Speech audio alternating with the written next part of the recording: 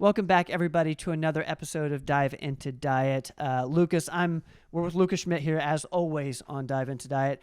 I'm so pumped about this because I kind of feel like this is a new type of content that we're doing, and I'm really interested. So if you guys like this, let us know in the comments because we'll do more of it.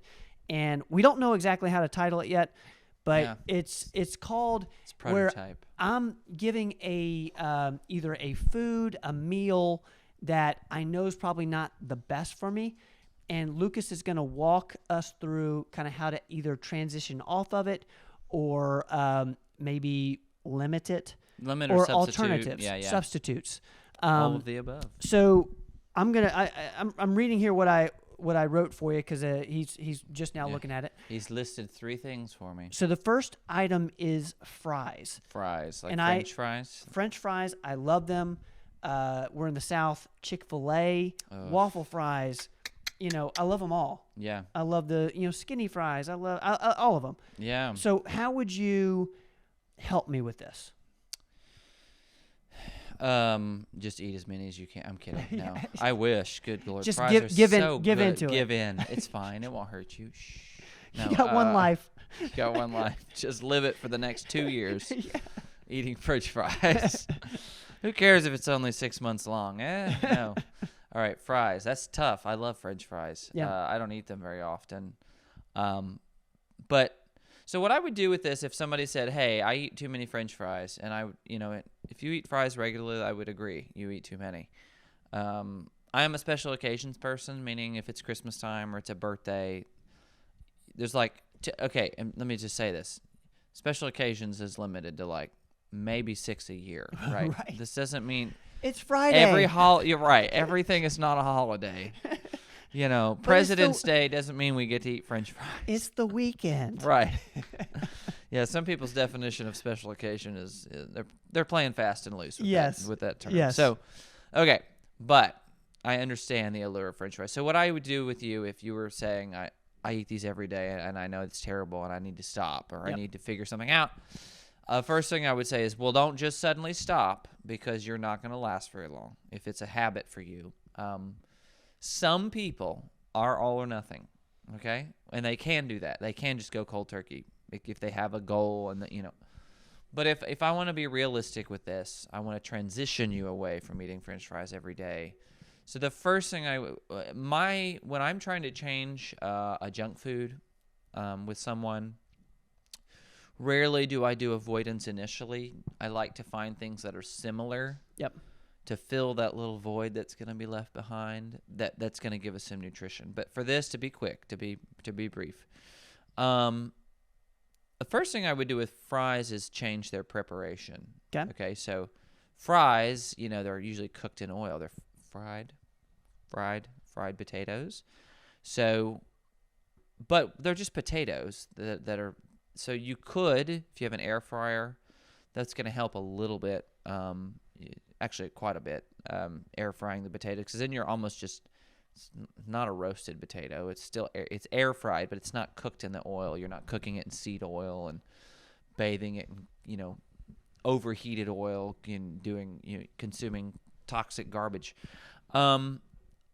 White potatoes just constantly still aren't great. It's just a lot of carbohydrates, simple starch, but. So now the problem with that is the solution of air frying is you have to do it. Right, you can't go out. So right, you can't go out. So if someone's like, "Well, I'm still going to get my fries out." Okay.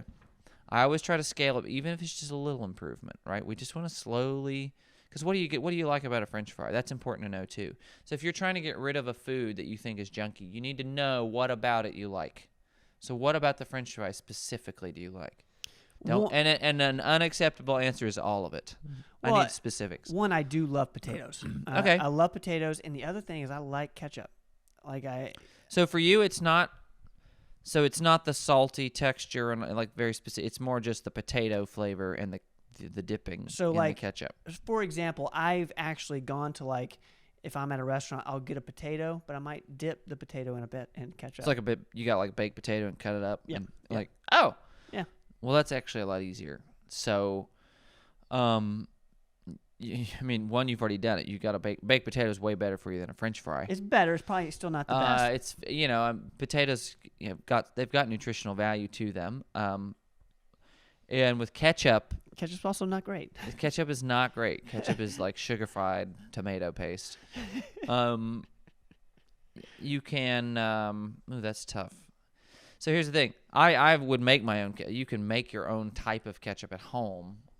You can also buy. They make no sugar ketchup without artificial sweeteners, stevia sweetened or monk fruit sweetened, I guess. Yep. If you want it sweet, but again, that does require you to do a little more work. So if I'm at a restaurant, first step is slightly improving the nutritional profile. So you said you just like the potato. We've already given you one. Just downgrade to a baked potato. It is a downgrade flavor-wise from French fries. But if that's all you're after, you get a baked potato. Now, if you want to slightly, and this does not mean you can go out and eat a ton of these and it's healthy. Getting a sweet potato fry I was going to ask, is a mild improvement. Sweet potatoes. But it is an improvement. It's an improvement. Okay. And listen, I don't care if it's a snail's pace, as long as we reach this goal eventually and we continue to move.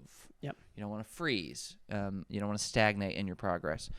So, yeah, if the restaurant has sweet potato fries, opt for those. They're not great. They are better because you're getting some beta carotene. You know what? I like that saying. Not great, but better. Not great, but better. Eventually we don't want to be eating them. Yeah. To be 100% blunt. But you've got to find, instead of, just think of it this way. You don't want to think of French fries here. Nothingness is my next step. Because there's a long road between there if it's a very important food to you. I know that sounds dramatic and silly. If it's an important food to you. No, food is ritualistic. A lot of it's habit. It's something we look forward to in our mind constantly, depending on the food. There's people who their ritual on their way to work is they love going through the drive-thru, getting their coffee or whatever it is, that drink. And it's not just about the drink. They like that routine. You get up in the morning, I get my car, I pull through, I say hello to the person behind if I've been there every day, I probably know them. There's a lot to it. So and all that matters. It all matters. So if you're going to mess with the routine, you have to mess with it just a little bit. Yeah. So with the French fries, my phases, I'm going to give you a quick one. It would be if I'm going from the least, it would be getting the French fries at the restaurant, changing them to sweet potato fries. Okay. The next transitional point would be changing it to like a baked potato kind of deal. All right. The next phase would be making them at home, like air frying them. And then air frying sweet potatoes. Right. Again, another incremental improvement. With the ketchup, it's pretty easy if you're going to go ahead and buy ketchup. They make just pure tomato with maybe a little vinegar and stevia or whatever, just to sweeten in ketchup. If you want to buy it, you can make your own type of ketchup. If you just take some little tomato paste mixed with, I'm improvising this, I've done it at home, I guess, something like this, but it sounds right. Little tomato paste, maybe a little tomato sauce, which is like crushed tomatoes. You put a little paprika, a little black pepper, a little salt, and a little bit of vinegar into a little blender. Beep, beep, beep, beep. There's your own smoky, barbecuey, delicious homemade ketchup that you can keep in your fridge for a few days or something like that. That's what I would do, because that would be fun to me. If you want it to be a little sweet, you can add a little monk fruit, a little maybe a little cinnamon. A little cinnamon would be good. I can tell too. you're having fun with this. It'd be great. I'm hungry. Let's get out of here. That's what I would do. Now, I will say you've noticed the road leads to making it yourself, though. Right. That's important. Right. So next thing you had listed was... next one is beer. This is very social. It's very ritualistic. Yeah. I like having a beer at night. I like having it with my meal.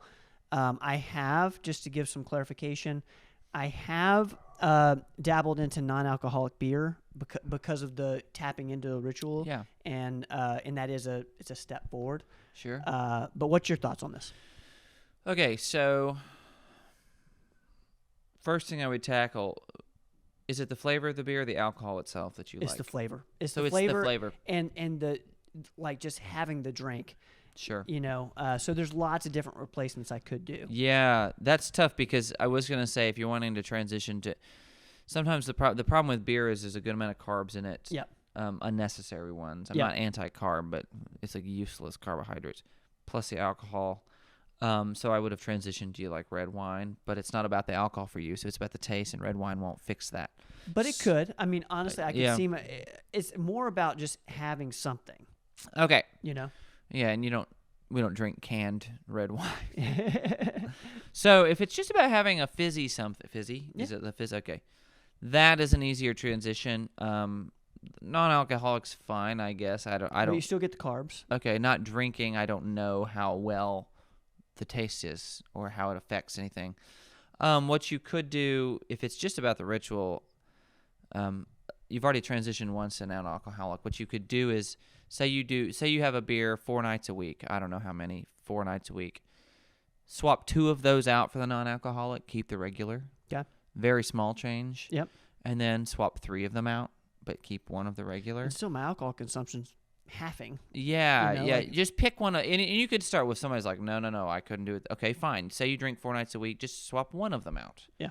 Do that for 2 or 3 weeks. You can take this very slowly, and then I wouldn't do it 2 days in a row. Maybe the other one. You take that. You see. Yeah. So now it's every other. You have a non-alcoholic, and then you have an alcoholic.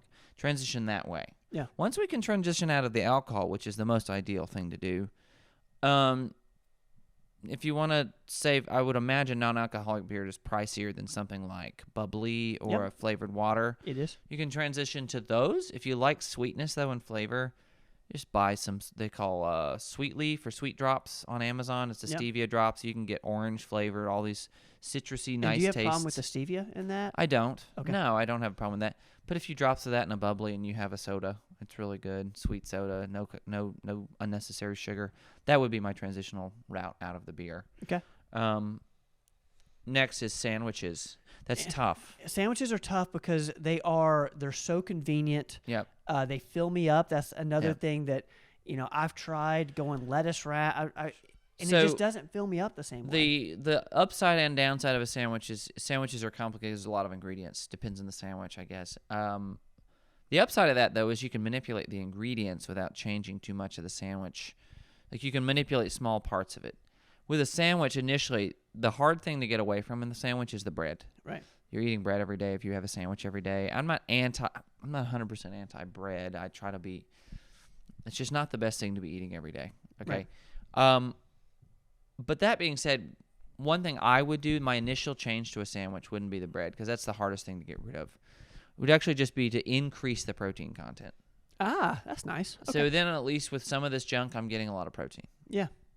And also, you might be less hungry, so you might not need all the sandwich or something. Right. So, yeah, if I got a sandwich, what kind of sandwich? Where are you getting it at, like Subway or something? A deli. Yeah. Yeah.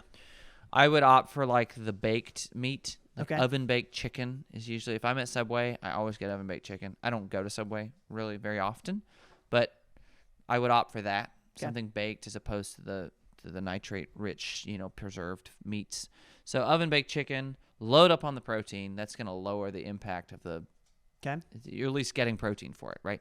Okay. After that point, we can transition to different types of bread. Sourdough, if it's real sourdough, is good. Restaurants aren't carrying that. You'd have to buy it at the bakery, at the grocery. But if you transition to where you make your own sandwiches in advance, which is not hard to do, they're easy to make. You make 6 of them and put them in your fridge, and you wrap them all. And you have them for the whole week. Right. You could buy a good quality sourdough bread. It's got simple ingredients, unenriched, no enriched flour, that kind of crap. Good quality. That's probably your best version of bread overall. I'm sure there's some exceptions out there. Ultimately, though, like you said, transitioning away from the bread regularly is the best, but that can be a slow process. Yeah. My big thing with a sandwich would be make sure at least you're getting a ton of protein out of that sandwich. Okay. If you can get a lot of protein on there, it's not the worst thing in the world. And then the condiments is the other thing. Careful with the condiments.